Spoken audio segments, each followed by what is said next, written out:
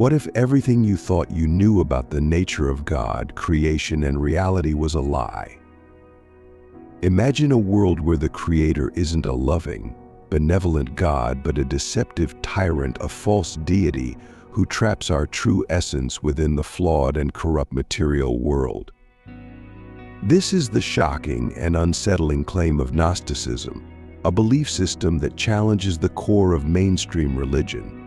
It introduces the concept of the Demiurge, an ignorant, self-proclaimed God who has blinded humanity to a hidden truth, a truth that could change everything. Are we living in a cosmic prison, deceived into worshiping our captor instead of seeking the divine light within us? Prepare to question everything as we unravel the mysteries of the Apocryphon of John and explore the radical Gnostic vision of reality. The Apocryphon of John 22:3-5 presents a perspective that shakes the very foundation of our understanding of the divine. It says, "And he, the Demiurge, said to them, I am a jealous God, and there is no other God beside me, but by proclaiming this." He indicated to the angels who attended him that there exists another God. For if there were no other, of whom would he be jealous? Then the Father of the all looked down upon him and said, "You are mistaken, Samuel," which means God of the blind, and he said, "There exists an immortal man of light who was in existence before you, and who will appear among your modeled forms. He will trample you underfoot, and you will be cast away into your abyss." Along with those who are yours, this passage is a revelation that redefines the very concept of divine power. Now, let's dive into one of the most mind-bending ideas in Gnosticism, the Demiurge. He's not your typical creator of the universe figure. Instead, he flips the entire concept of a loving, omnipotent God upside down. Gnosticism reveals that the Demiurge isn't the true God, not even close. He's an imposter, a flawed and deeply arrogant being who deludes himself into thinking he is the only God. What we're dealing with here is a cosmic dictator, a false deity who built a world as a prison to ensnare our divine essence within the limitations of material existence. Imagine this: the very world we live in, every tree, ocean, star, and even our physical bodies is all part of the Demiurge's flawed creation. But this creation isn't good. The Gnostics saw it as inherently corrupt, a colossal mistake. The Demiurge might wield power over this realm, but his power is rooted in ignorance and pride, not in divine wisdom or love. Picture him as a ruler perched on a throne he has no right to claim, clinging desperately to control over a world he barely understands. This isn't the God of Genesis who declared his creation good. According to Gnosticism, the Demiurge had no idea what he was doing. He's a cosmic blunderer, crafting a universe riddled with chaos and suffering. His greatest illusion? Deceiving humanity into believing he is the true source of life. Gnosticism unveils a radically different worldview, where the physical universe is a trap, and the Demiurge is the jailer holding the keys. And what of his names? This false god is known by many, but one stands out: Yaldabaoth. Yes, Yaldabaoth, a monstrous figure often portrayed with the face of a lion and the body of a serpent. This imagery isn't just artistic flair, it symbolizes his savage, primal, and utterly imperfect nature. Yet despite this, he believes he is supreme. His arrogance blinds him to the existence of the true God, the ultimate source of light and spirit. And here's where it gets even wilder. We, humans, are fragments of that divine light, trapped within the Demiurge's flawed creation. Unlike traditional Christian beliefs, which see the world as fundamentally good and crafted by a loving creator, Gnosticism presents the physical world as a prison. Our bodies are chains. Our souls are sparks of true divine reality, imprisoned here by Yaldabaoth. This is a radical reinterpretation that turns everything we think we know on its head. The Gnostics rejected the notion that we should accept the world as it is. They saw through the illusion. They believed that this world is a distraction, a cage, and that the true reality lies beyond, waiting to be unveiled. To many, this might sound outrageous, even blasphemous, but that's precisely what makes Gnosticism so compelling. It dares to challenge the very structure of reality, religious teachings, and the essence of God. Now let's ask the uncomfortable question: what if the Creator we've been worshiping all this time is actually the one holding us down? What if true salvation doesn't come from obeying this Creator, but from escaping His creation? This is the core of Gnostic thought. Knowledge, or Gnosis, is the path to freedom. It's not about having faith in the Demiurge. It's about waking up to the realization that the Demiurge is a tyrant, and the true divine essence resides beyond him, within us. This isn't a passive spirituality, it's a direct rebellion against a false god, a path of inner awakening that liberates the soul from the chains of the material world. This story doesn't just challenge the idea of a benevolent God, it asserts that our entire reality is a cosmic trap, and we've been deceived for millennia. This is the essence of the Demiurge's controversial and unsettling presence. Even today, it provokes intense reactions and forces us to reconsider everything we've been taught about the nature of existence. It forces us to question, who is the real Creator? What is the real nature of the universe? And are we truly free, or are we captives in a world created by a God who is not God at all? Let's dive deeper into one of the most explosive ideas in Gnosticism, the concept of the material world as a cosmic prison. This isn't a poetic metaphor, it's a fundamental belief that the world we know, everything we touch, everything we experience, is a trap designed to keep us blind to the truth. The Gnostics were crystal clear about this. They saw the material world not as a creation of divine beauty, but as a construct, a carefully designed illusion meant to keep our spirits chained. In one of the most famous Gnostic texts, the Apocryphon of John, the world is described as a shadow cast by Yaldabaoth, the Demiurge. A shadow, a mere imitation of the higher spiritual realm. This world is not the real deal. It's a flawed, corrupted version of reality. And that means everything you know, everything you've been told about life, could be nothing more than a lie. In mainstream religious thought, we're often told to find peace, joy, and fulfillment in the world around us. The Gnostics, they didn't buy it for a second. They saw this world as a place of entrapment for the soul. And the worst part, most people don't even know they're trapped.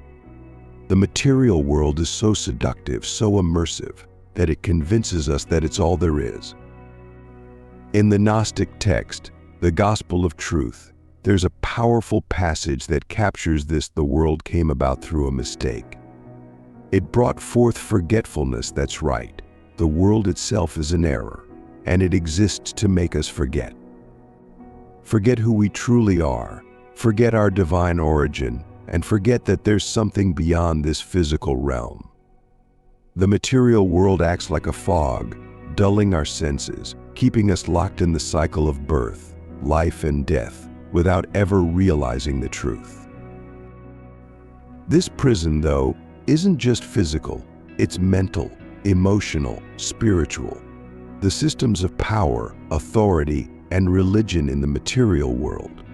According to the Gnostics, they're part of the problem, designed to reinforce the illusion. Yaldabaoth and his Archons, his servants, run the show, creating structures that keep humanity in line. In the Apocryphon of John, the Archons are described as rulers who create fate and imprison souls. They're cosmic jailers, keeping the divine spark within us trapped in the cages of flesh and bone. So what do the Gnostics propose as the way out? Knowledge Gnosis. Not just intellectual knowledge, but a deep spiritual understanding of the truth that this world is a false creation, and that the true divine realm exists beyond it. The only way to break free from the prison is to recognize the illusion for what it is. This is why Gnostic texts often emphasize the need for inner awakening. In the Gospel of Thomas, Jesus says, "The kingdom is inside you, and it is outside you. When you know yourselves, then you will be known." It's a direct challenge to the material world, a call to turn inward and discover the truth hidden within. Now, this idea that the world is a prison goes directly against everything we're taught to believe. Religious institutions, governments, and social systems are built on the idea that this world is where we belong. Gnosticism cuts through that illusion like a knife. The Gnostics were rebels, spiritual insurgents who rejected the dominant narrative. They weren't interested in making the best of this world, they were interested in escaping it altogether. And that's what makes this idea so radical, even today. Now let's talk about Sophia, one of the most critical, yet often misunderstood, figures in Gnostic mythology. If you thought the Demiurge was controversial, wait until you hear about how Sophia sets the entire cosmic drama into motion. She's not just a passive bystander in all this. She plays a central role in the Gnostic creation story, and honestly, her story flips everything we think we know about creation on its head. Sophia, whose name literally means wisdom, wasn't just another divine entity. She was a key figure within the pleroma, the fullness of divine light and truth. In Gnostic thought, the pleroma is the realm of perfection where the true God resides, far beyond the reach of the material world. But here's where it gets intense. Sophia, driven by her desire to understand the unknowable, acted independently. Without the consent of the true God, she created the Demiurge. That's right, Sophia's fall is what sets the stage for the creation of the material world and all the chaos that follows. In the Apocryphon of John, it's written, Sophia wanted to create something, but without the Spirit, and her work became a product in the matter. This is crucial. Sophia's act wasn't evil, but it was a mistake. Her creation of the Demiurge was a product of her isolation from the rest of the divine realm, and what emerged was flawed. The Demiurge Yaldabaoth came into being as a malformed, ignorant being, unaware of the true God and the pleroma. He believes he's the only God, and Sophia's role in creating him is shrouded in both guilt and regret. But let's not overlook Sophia's complexity. She's a figure who embodies both light and shadow. On one hand, she's the personification of wisdom. On the other, her independent actions lead to the birth of the being who traps humanity in the material world. The Gnostics didn't see her as evil, but as a tragic figure, a being who longed to create, to know, to reach beyond her limits, and in doing so, brought about an imperfect creation. It's almost Shakespearean in its scope, a divine being whose curiosity and ambition lead to unintended consequences. Despite her mistake, Sophia's story doesn't end in despair. In fact, it's her continued presence and influence that offers a path to redemption. In the Pistis Sophia, a key Gnostic text, Sophia prays for deliverance from her fall, acknowledging her error, but also striving for reconciliation with the higher divine realms.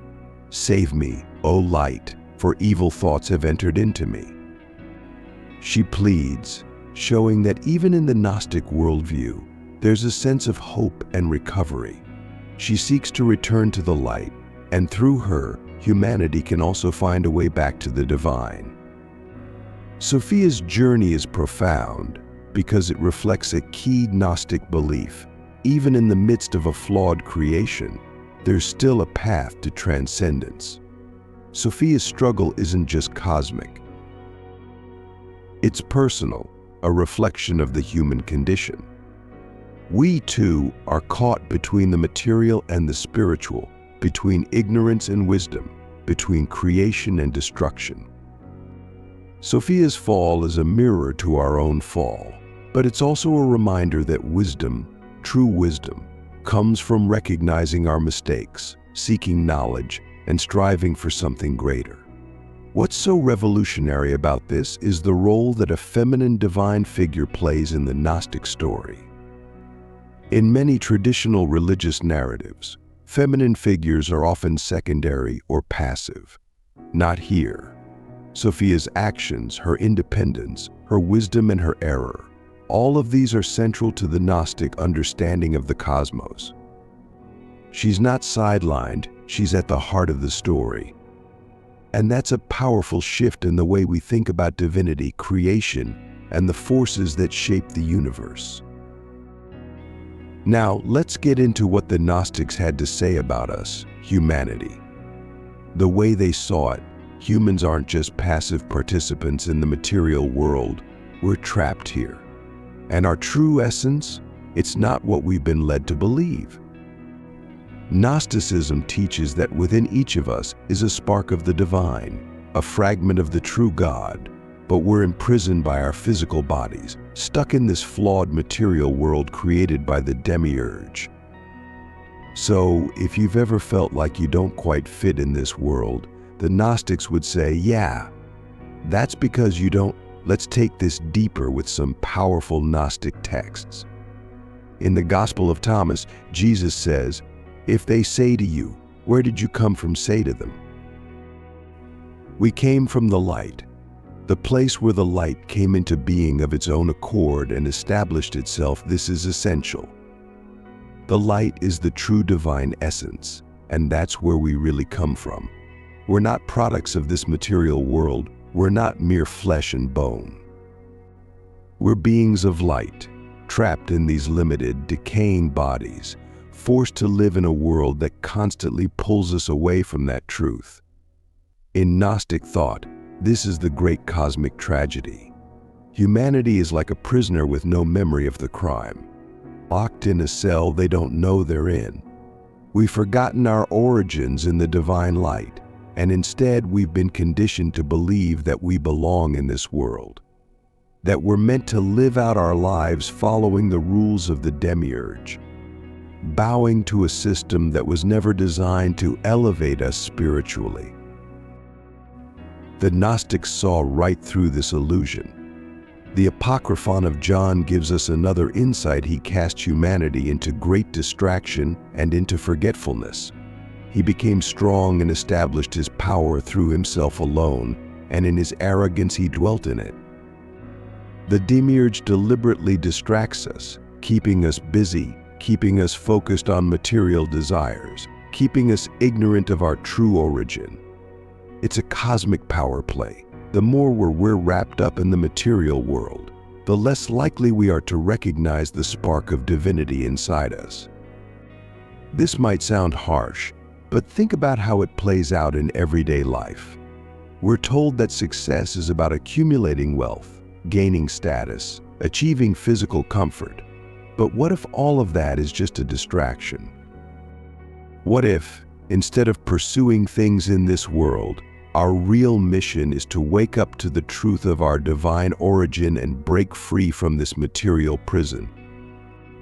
The Gnostics weren't just talking about an abstract philosophical idea here. They were talking about a very real, urgent need for humanity to remember who we truly are.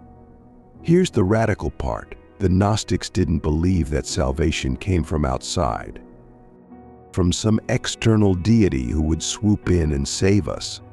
No, they believed salvation came from within. It's about knowledge gnosis, the recognition of the divine light within ourselves. It's not about faith in the Demiurge system, it's about realizing that we are not part of this world. In the Gospel of Philip, it's written, "You are the light of the world. You are the salt of the earth. Know yourselves and you shall be known." This isn't about conforming to the expectations of society or religion. It's about self-knowledge. Only by recognizing the divine spark within can we transcend the limitations of the material world. This is what makes Gnosticism so subversive. It doesn't say that we need to follow the rules, be good, and wait for divine judgment. It says that the system itself, this world, our physical existence, the very order of things, is a deception. And the only way to break free is through knowledge of the truth. Not faith in an external God, not obedience to a church or state, but an internal awakening that reveals the divine spark within each of us. Let's shift the focus to Yaldabaoth, also known as the Demiurge, and how Gnosticism redefines everything we think we know about God. We've already established that Yaldabaoth is not the true God, but now let's talk about the real consequences of this claim. The idea that the God responsible for creating the world is actually a lower, ignorant being, well, that's the kind of thing that rattles centuries of religious doctrine. Yaldabaoth isn't just a bad creator. He's a tyrant who actively seeks to keep humanity in the dark. In the Apocryphon of John, Yaldabaoth is described as a being who boasted greatly and said to his Archons, "I am God and there is no other God beside me." Think about that arrogance for a second. This is the being who claims to be the one true God, but in reality he's unaware of the higher, divine realm, the pleroma. He doesn't know about the real God, and yet he's so full of himself that he thinks he's the ultimate power. It's a cosmic level of hubris. Yaldabaoth doesn't just rule over the material world, he deceives it. And by extension, he deceives us, the very beings trapped in this flawed creation. The Gnostics didn't mince words when it came to Yaldabaoth. In the hypostasis of the Archons, he's referred to as the blind God, and for good reason. His blindness is symbolic of his ignorance. He cannot see beyond his own creation, beyond the material world. And yet, he demands worship, obedience, and submission. It's an abuse of power on a divine scale. Yaldabaoth rules through deception, keeping humanity chained to this world, ensuring we never realize the truth about our divine origins. His not guiding humanity toward enlightenment is keeping us in a state of spiritual amnesia. What makes this even more disturbing is that Yaldabaoth created Archons, rulers or entities that act as his enforcers. These Archons serve to maintain the illusion, making sure the world remains under his control. In the Gospel of Judas, the Archons are described as beings who keep the soul bound, preventing us from discovering the light within. They are the agents of suppression, ensuring that the spark of divinity within us stays buried beneath layers of material distractions and ignorance.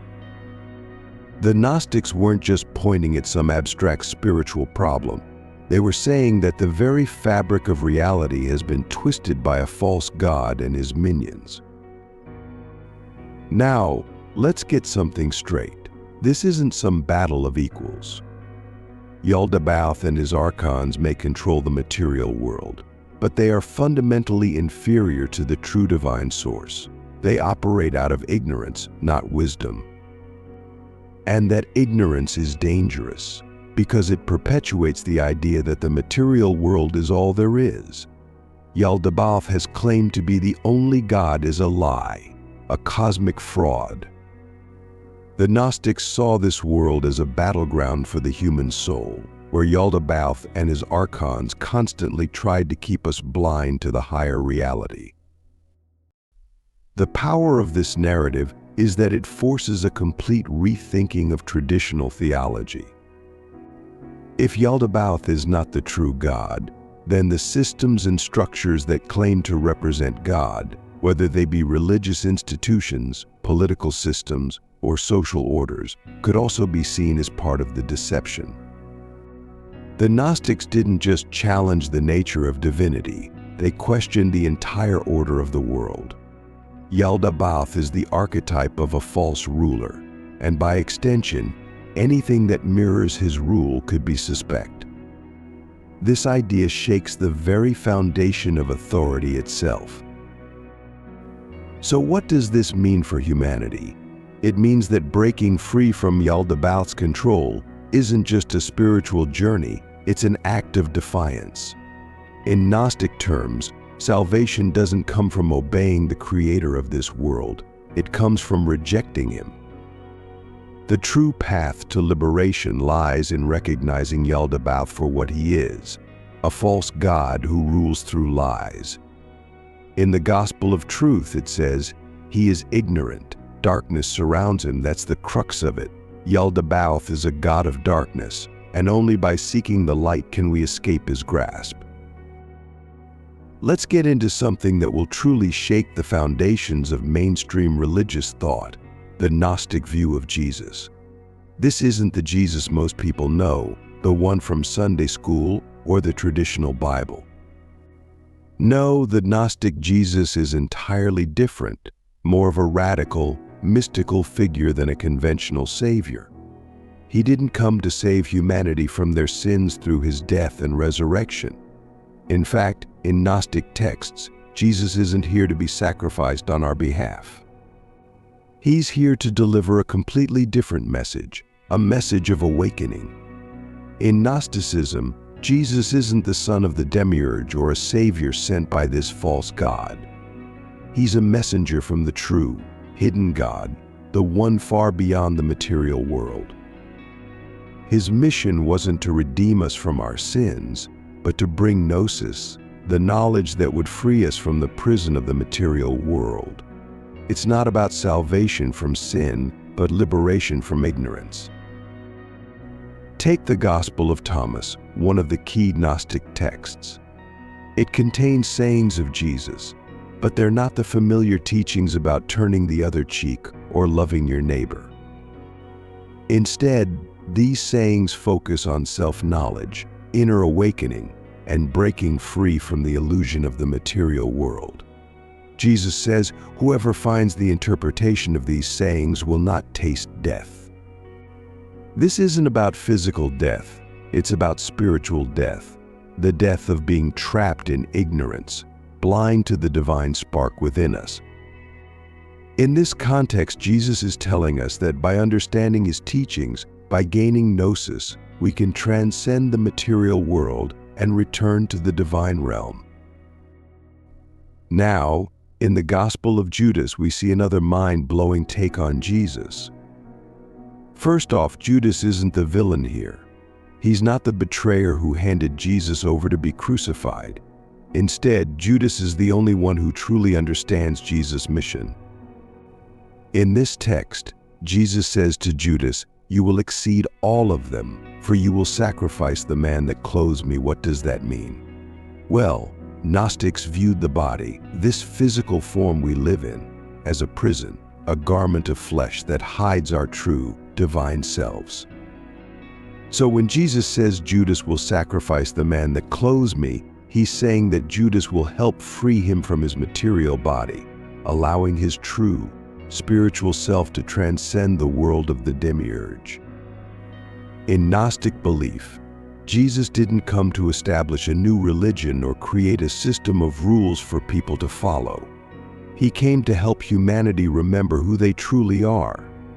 In the Gospel of Truth, Jesus is described as the one who brought knowledge of the Father. That's key. Jesus wasn't about obedience to laws or blind faith in dogma. He was about revealing the hidden truth of our divine origins. He taught that this material world, the world of the Demiurge, is a deception, and only by understanding this can we free ourselves. What's even more striking is that in Gnosticism, the crucifixion of Jesus isn't the central event. In traditional Christianity, The crucifixion and resurrection are everything, the ultimate sacrifice for the sins of the world. But in Gnostic texts like the second treatise of the great Seth, Jesus is portrayed as almost laughing at the idea of the crucifixion. It reads, "I did not die in reality, but in appearance it was another, Simon, who bore the cross in his place. It was another upon whom they placed the crown of thorns." To the Gnostics, the crucifixion wasn't an act of salvation, it was part of the illusion of the material world. The true Jesus, the spiritual being, couldn't be touched by the physical suffering of the cross because he transcended it. What does this mean for how we understand Jesus today? In Gnosticism, Jesus isn't a sacrificial lamb, he's a guide, a revealer of hidden truths.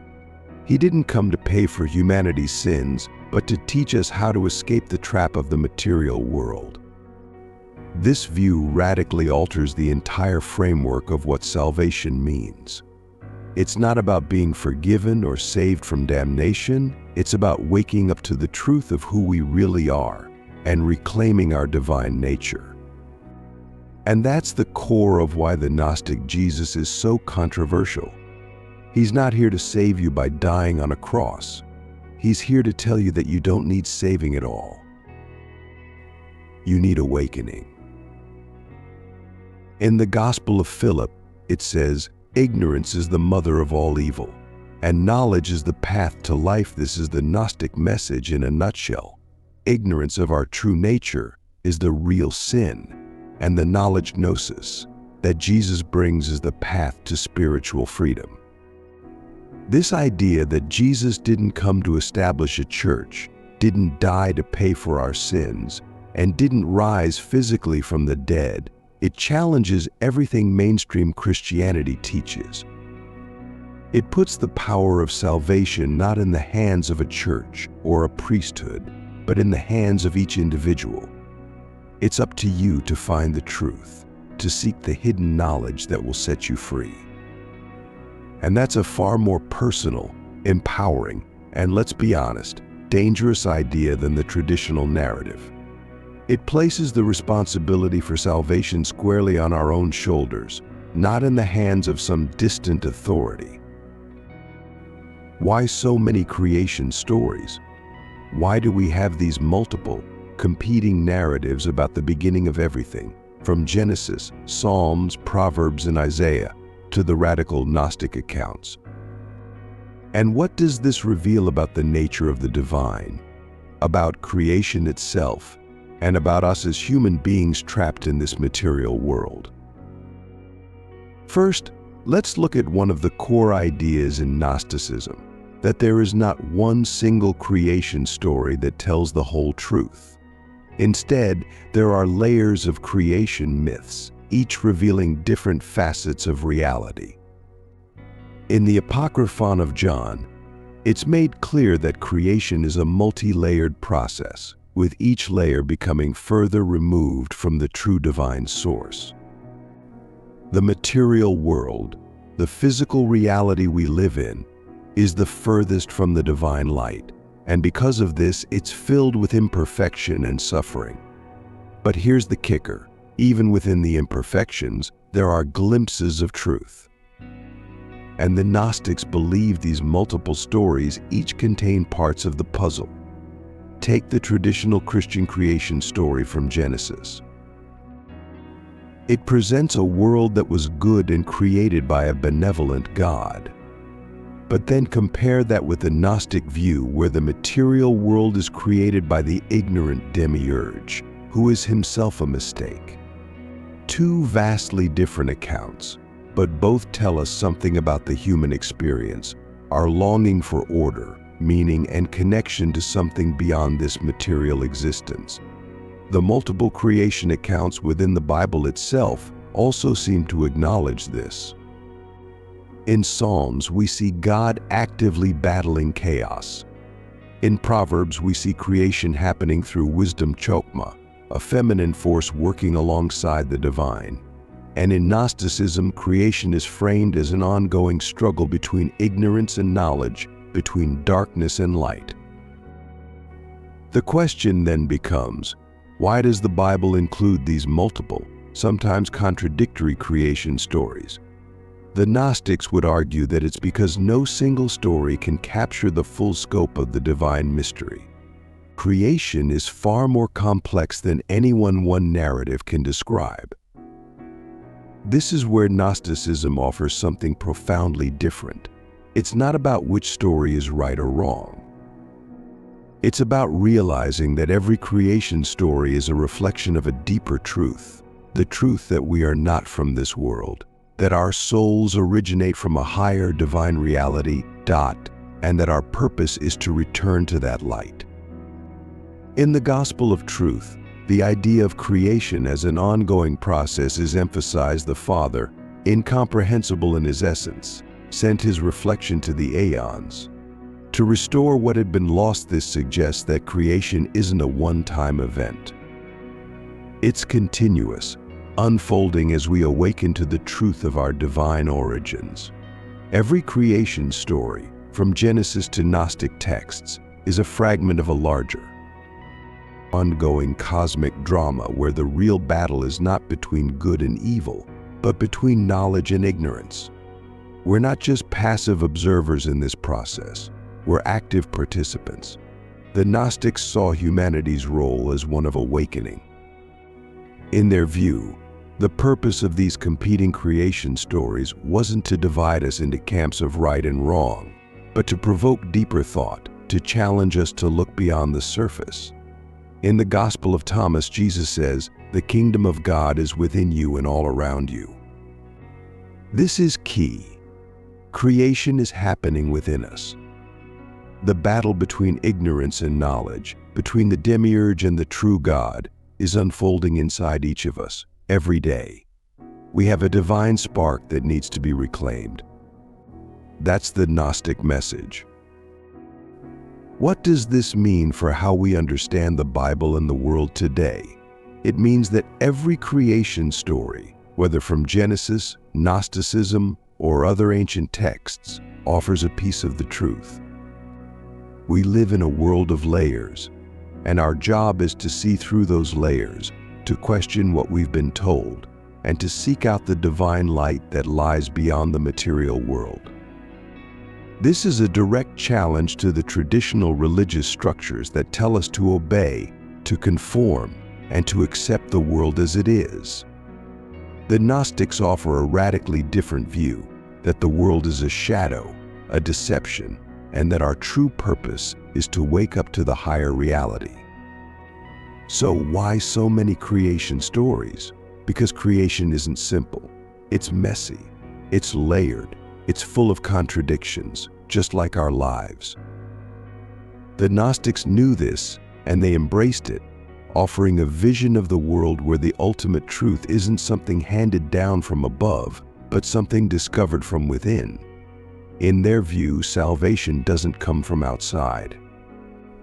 It comes from Gnosis, from self-knowledge, from realizing the divine light inside of us. In the end, the story of the Demiurge is more than just a clash between light and darkness. It's a revelation that challenges our deepest beliefs, a wake-up call that questions the very nature of the universe and the forces that govern it.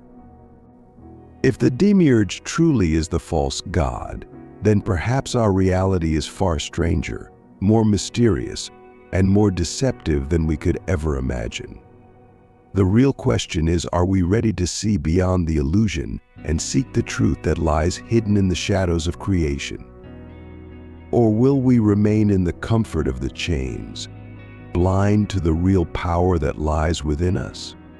It's a question that each of us must confront, a choice between ignorance and enlightenment, and a path that leads either to liberation or to the abyss.